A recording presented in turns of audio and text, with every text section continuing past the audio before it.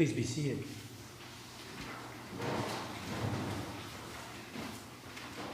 My name is Scott Denny.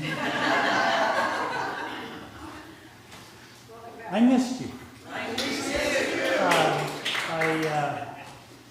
But John and Stephen were really good. Oh, they were great.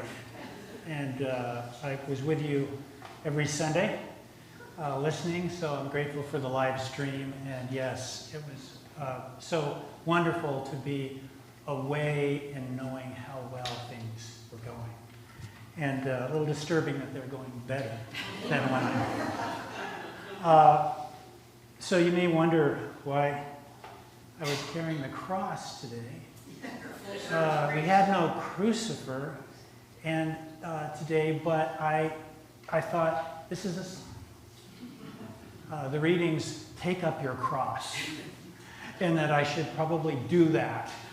And it gives me new admiration for our crucifers who truly, that thing's heavy. Anyway, I'm grateful for the opportunity to have had some time, and using the metaphor from the reading and the stories today, I too headed out and tended the sheep, if you will, in the wilderness. And I saw some burning bushes. Today's Hebrew scripture reading is one that goes deep for every person of faith. It begins with Moses tending the sheep, and I love that. I love that this great leader, prophet to be, is out tending sheep. Not even his own sheep. He's free labor. He's tending the sheep of his father-in-law. So this is where it began. It didn't begin because God was in search of a qualified person for the job. There was none of that. You know how we tend to go about thinking of calling? God calling us? You know, it's easy to think that only those who are proficient in spiritual things, whatever that might mean, or those who were ahead of their class, or those who have accomplished great feats, or those who have at least 5 years of experience.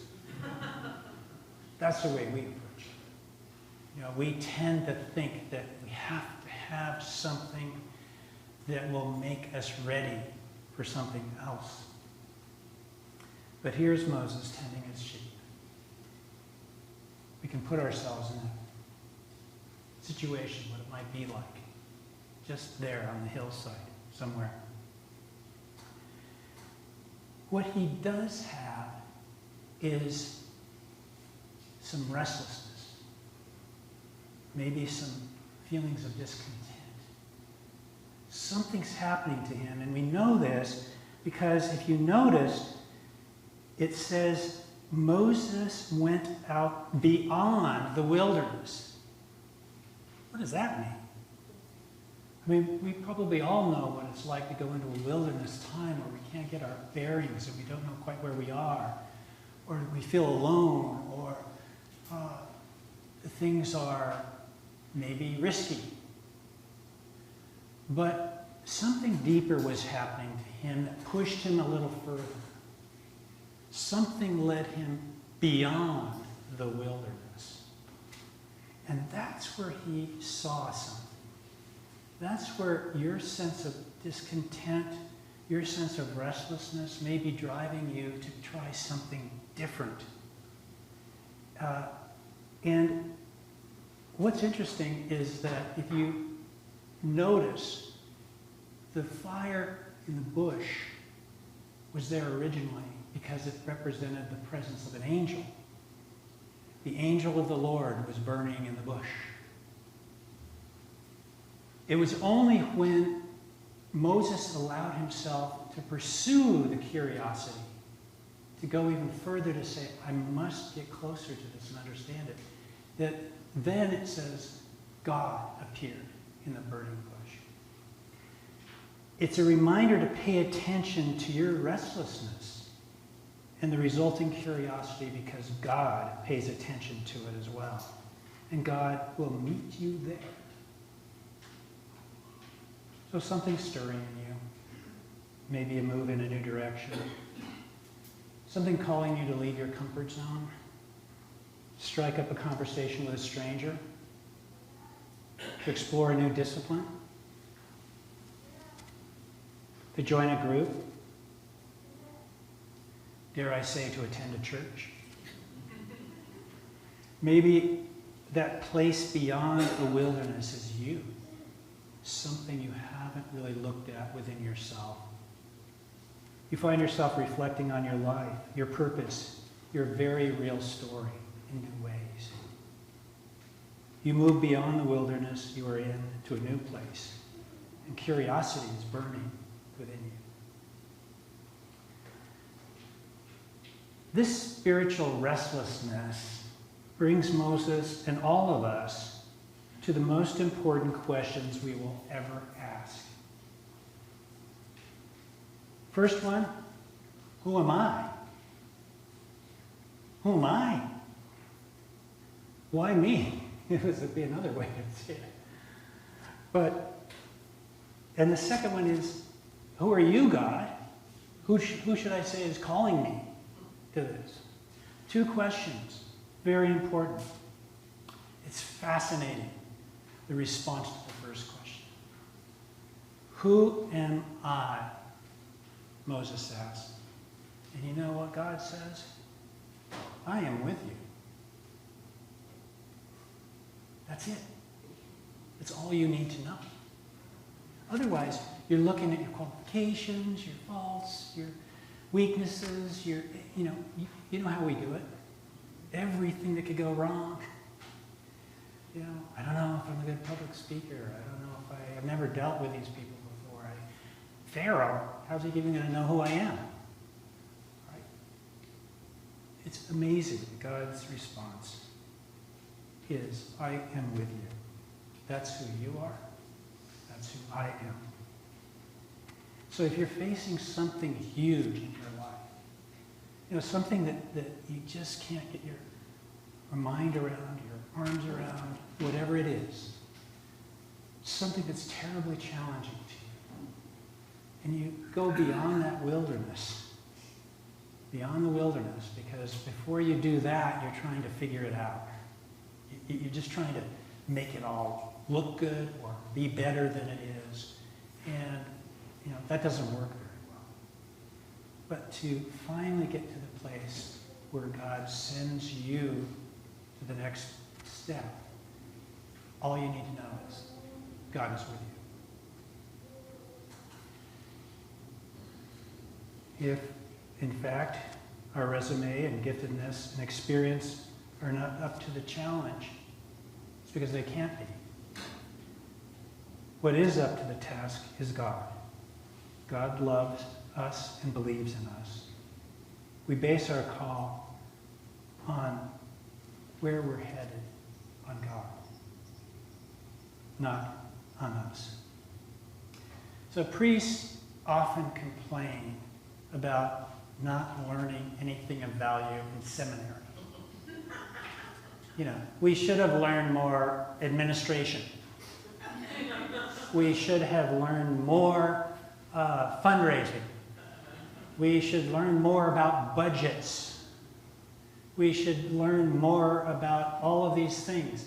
Especially, we should have learned more about plumbing. But when you step back from that, here's what we have going for us. God is with us.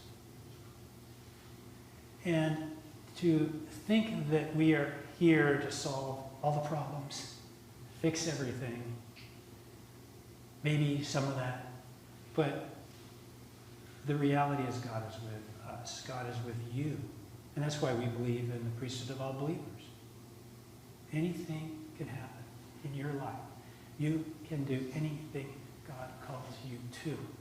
You can go beyond the wilderness and find that burning part of yourself that is inviting you to something deeper and more profound. The second question, who shall I say sent me? Who are you, God? I am who I am. Now, someone at the early service said, that reminds me of Popeye. Exactly. But this is a beautiful statement because you can't possibly build a theology around it. You can't control it. I am who I am. And notice that it's not I was who I was or I will be who I will be. It's fully focused on the present moment, right now. God is God in each of our lives. In our life at St. John's. In our life in the world, God is present. And to understand that that presence and a belief in that presence leads you to something else, which I will get to. But just know that God is the great resume destroyer. There's no resume for us. There's no resume for God. There's just life, energy, love, beauty at work. To give ourselves to that is what faith is about. And we have a quote in our house hanging on the wall from Nelson Mandela, and it simply reads, "It only seems impossible until it's done." It reminded me of when I did the AIDS ride from San Francisco to Los Angeles many, many years ago. And the theme for that year's ride, which was 580 miles in about 6 days, was impossible. And it was the best branding I've ever seen. Because the way the word impossible was presented was the first two letters were a different color and set apart. I am possible. So it draws you to the fact that there's these impossibilities that we are facing. But what this visit from God does is remind us, I am with you. You are possible. You are. And I did. I wrote the entire way. Finally, the story of Moses is about acknowledging suffering, which I think is the main reason why we have trouble being present. Something about being still and listening, quiet, resting.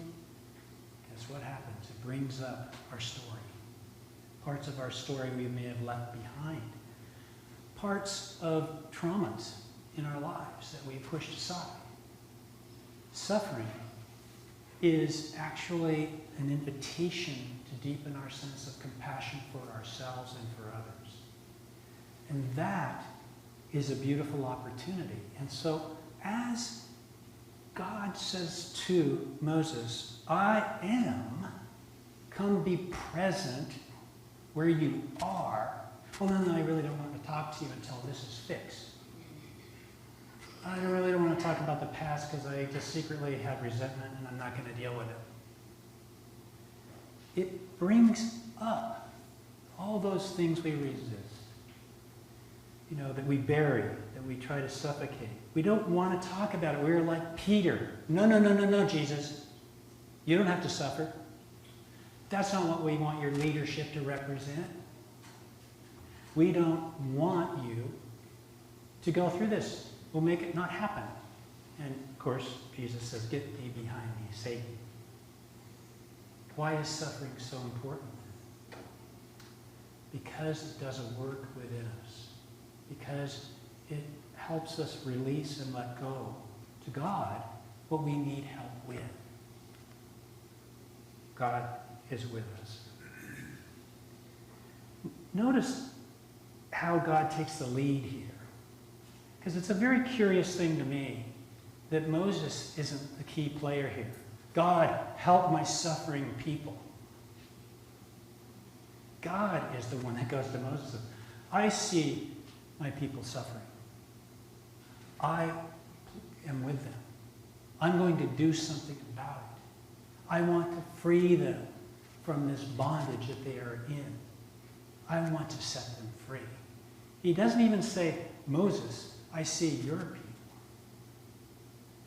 It makes me wonder if Moses was very much like we are. He couldn't deal with the trauma of bondage, of imprisonment, of an invading empire.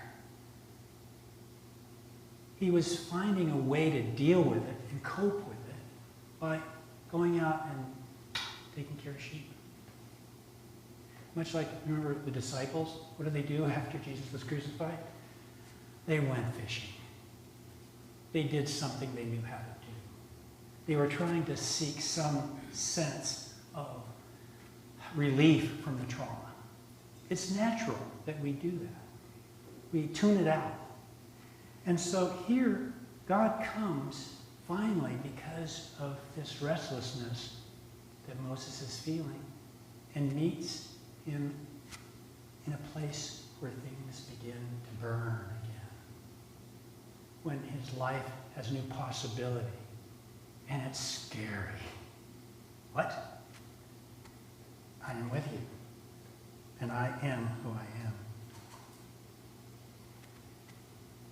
The cross is the passageway to the resurrection, to joy, to healing. And years ago, I remember talking to a branding consultant, and his comment was, the first thing you need to do is remove all the crosses in your shirt. People don't come and gather together to experience any negative imagery or thinking. They come because they want relief from all of that. They want it to go away, and to put it right in their face is a wrong approach. And that was the one time when I almost said, get thee behind me, Satan. But in a lot of ways, I understood what he was saying. That if anything, community is not about us coming together and pretending like everything is okay.